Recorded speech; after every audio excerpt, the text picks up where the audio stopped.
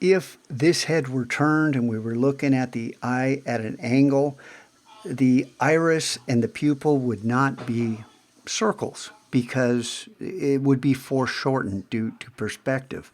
But since we're looking at this head on, we can get the oval tool, and once again, no fill and a stroke, and then come near the center of the eye. And you should remember this from other projects. I'm going to hold down Option, so I drag from the center, and then I'm going to hold down Shift and Option, so I'm dragging from the center, and I maintain this perfect circle. And then remember, you can hold down the space bar to move this while you're still holding down everything else. And then, you're going to get about right. You're not going to get it just right. Now, you let go of the mouse before you let go of the modifier keys. And now I'm going to switch to I'm going to hit V to get the selection tool. What I want to do is you look at this and say, well, what about this extra piece?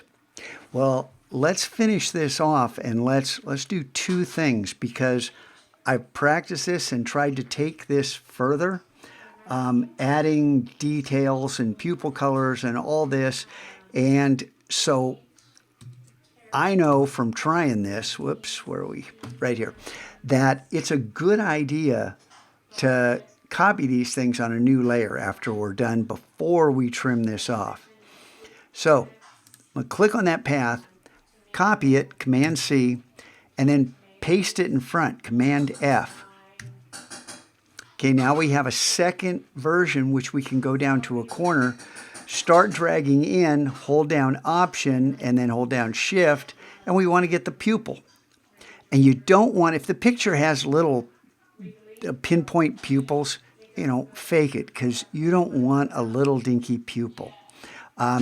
And you don't want, a really big dilated pupil. Either way, it looks like you're on some kind of medication, legal or otherwise. So just a normal size pupil. And you say, well, it's not aligned. It's not aligned. Well, you take some artistic license. Remember, humans aren't perfect. This iris is not a perfect circle. It kind of squishes out here to the right-hand side, her left. And this highlight, this sliding glass window, that's the last thing I want to try to reproduce. I'm going to have different highlights. We're just going to make up our own, because a sliding glass door, no thanks, and whatever this is, sitting in front of this, sometimes you have to be creative. Now, I'm going to select both of these, not the eye itself, and make a new layer. Copy this, Command C, jump up to this new layer and hit Command F. You jump back down, Command Z.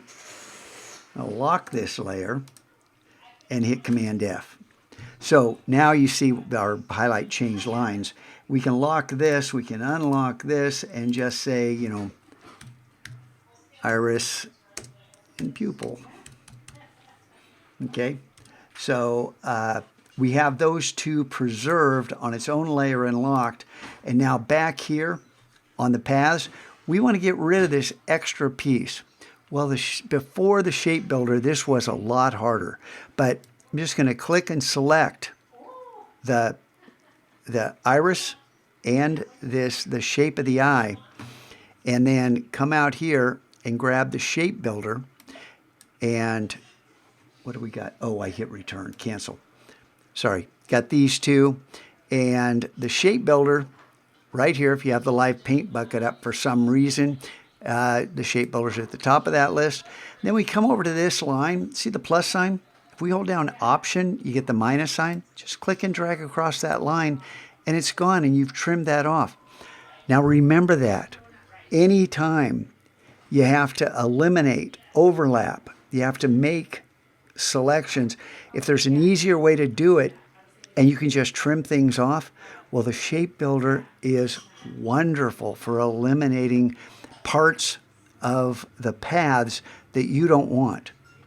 And then you see, because you're seeing these things highlighted like this, you should be able to say, hey, I could color this in with the live paint bucket. Yes, you could. But you don't want to do that until we define the white of the eye. And, we'll do that later. Maybe we'll get to that, maybe we won't. But for now, we finish the essence of this eye right here.